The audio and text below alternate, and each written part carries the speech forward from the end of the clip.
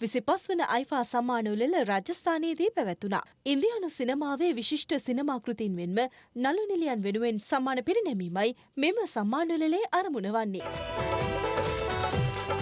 एक ही गाड़ी पे से दो दुल्हन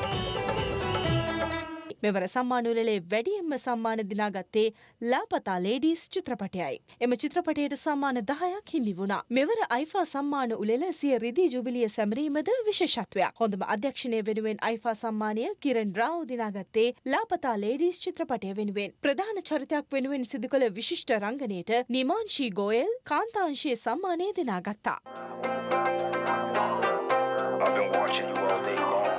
එමාංශයේ පිරිමි සම්මානය දිනාගත්තේ කාර්තික් ආර්යනුයි. ඒ පුල් බුලයියා චිත්‍රපටය වෙනුවෙන්.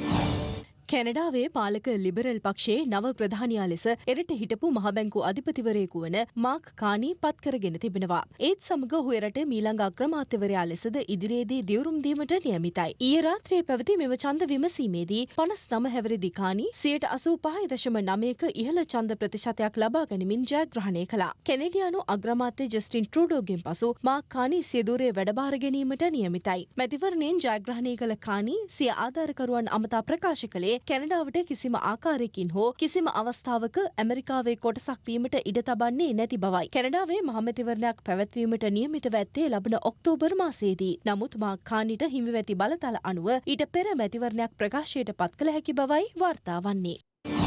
ගාසා තීරයෙහි සෑම ප්‍රදේශයකම විදුලි සැපීම විසන්ධි කිරීමට ඊශ්‍රායලය නියෝග කර තිබෙනවා. ඒ ගාසාහි රඳවාගෙන සිටින ඉතිරි ප්‍රාණ ඇපකරුවන් නිදහස් කරන ලෙස හමා සංවිධානයට බලපෑම් කරමිනුයි. ප්‍රාණ ඇපකරුවන් 24 දෙනෙකුගේ මෙන්ම තවත් 35 දෙනෙකුගේ සිරුරු ඔවුන් රඳවාගෙන සිටින බවයි විදේශ මාධ්‍ය වාර්තා කර ඇත්තේ. ඇමරිකාවේ පෙන්සිල්වේනියාහි රථගාලකට පුද්ගලයන් 5 දෙනෙකු රැගත් ගුවන් යානයක් කඩා වැටී තිබෙනවා. අනතුරින් දේපලහානි සිදුව ඇති අතර කිසිදු ජීවිතහානියක් වාර්තා වී නැහැ.